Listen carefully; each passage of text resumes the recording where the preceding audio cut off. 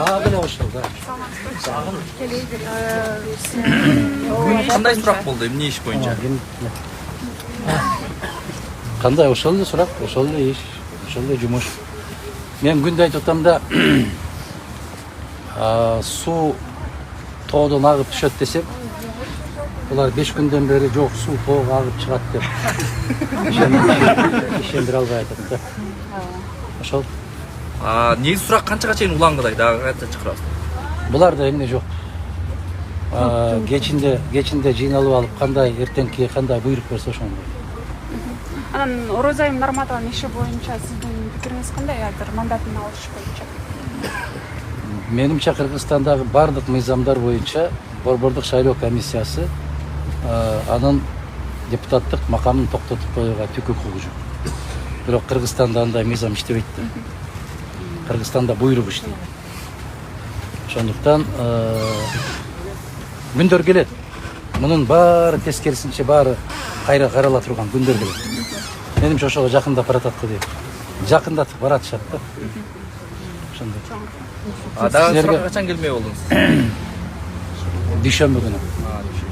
Саат канча? Дүйшөмбү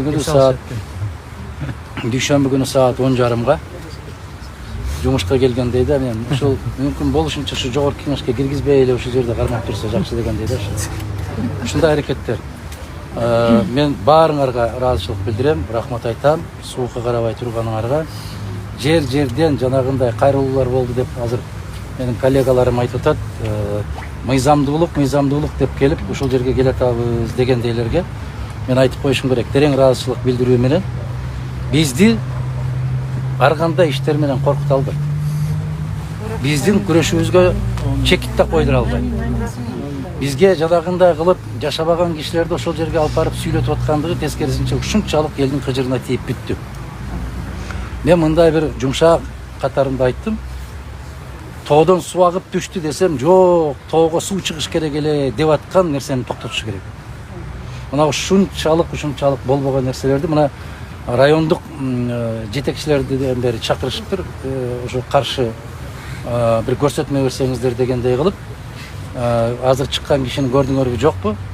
Ошол башына мээсине операция болгон киши мени карап тааныбай койгон кишиден ушуну сурак алып аткандыгы бул абийирсиздик.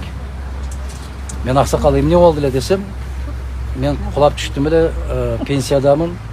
Башымдан 2 тарабынан гематома болуп, трепанация черепа болду, ошого карабай алып келишкен деп айтканына, бул адамдык сезими барбы буларда же жокпу? Ошону улам сурап атат, тааныйсызбы бул кишини, тааныйсызбы деп эле кайраган.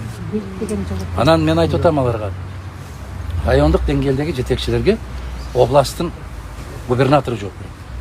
Райондук деңгээлдеги мына гос мамлекеттик каттоо деген кызматтарга Кыргызстандагы мамлекеттик агенттик жооп берет. Аларды райондон бул жакка сүйрөп келип кыйнаганыңарды токтотушуңар керек. Алардын мүмкүн кабарда болгон эместир. Комиссиянын мүчөсүнө киргизилип коюлган. Кимдин сунушу менен киргизилет? Областтын губернаторунун сунушу менен киргизилет алар. Алар үчүн областтын губернаторлору жооп берет.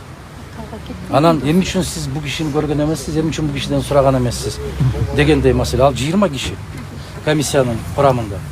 Ал кишилерди сөзсүз ушундай бир тийиштүү иш-чараларды аткаруу үчүн чакырылат. Анан эми бир сөз менен жыйынтыктап айтканда, бул өлкөдө мыйзамдуулук деген түшүнүк түп тамыры менен жоюлуп баратат. Мынчалык деңгээлге эч качан түшкөн эмес. Акырети жакшылык болсун деп айткым келет. Бирок ачык айтып коеюн, чыдамды кайра сынай бериштин дагы чеги болуш керек. Бир берген суроону мага 205 жолу берүүнүн кажети жок. Бул не деген түшүнүк экенин билбейм. Эми дүйшөмбү күнү кайра дейт. Айтып атпаймынбы ушул бир маанилүү маселелерге келгенде ушул жерге эле келип отуруп турсаңыз жакшы болот дегендей. Айтып аласызбы? Кандай суроолор болду? Эмне болду? Ал киши өзү Бекназаров мырза айтты, өзүнүн сөзүндө, бул жерде дагы айтты, менин көзүмчө да айтты. Балдар, бышпаган казанга от жакканды токтоткула деген. Биринчиден, экинчиден бул ишиңер менен мен башкы прокурор баштапкы иш катарында айтып коеюн, эч жака бара албайсың. Мындайча айтканда кечеги эле Өмүрбек Чилкешевдин сөзү кайталады. Экинчиден ушул менин берген сөздөрүмдүн бүтүндөй баарын кескилеп, кыткылап отуруп, улаштырып отуруп, Мадумаровго каршы бирдеме издегениңерди токтоткула дегендей катуу эмес. Ушул Агишинин пикири ушундай. Рахмат силерге. Кандай деп айтарымды билбейм. Кандай ыраазычылык айтарымды билбейм. Мына кечээ мына Лейлектен ошол баягы көк таштан чыккан азаматтарга, ошол энелерге, ошол эжелерге терең ыраазычылык билдирем. Жаш жигиттерге ыраазычылык билдирем. Бизден күткөнүңүздөр ушул. Биз чындык үчүн, мен өткөндө айттым, акыркы дем калганча күрөшө беребиз. Рахмат. Кудай кааласа.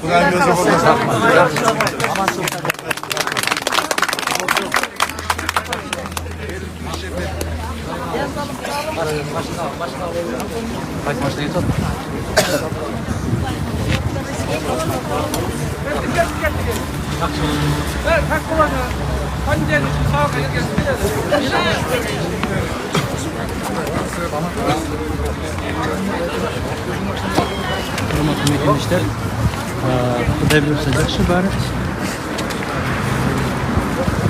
Qarale birinchi kuni shu yerda Jolg'avuz soat 10:30da. Chekaga. Jolg'a chiqib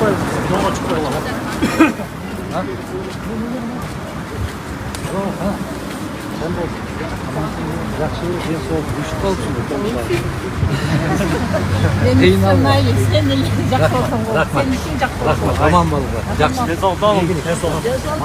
Жакшы барыңыз. Керек адамыз.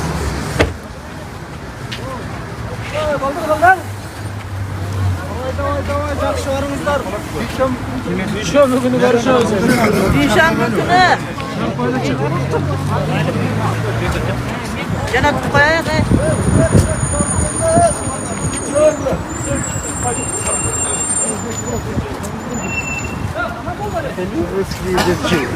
Bunlar var mı ki? Bunlar sen kayda uğraşıyorsun? Düşürdünüz. Кетпейт.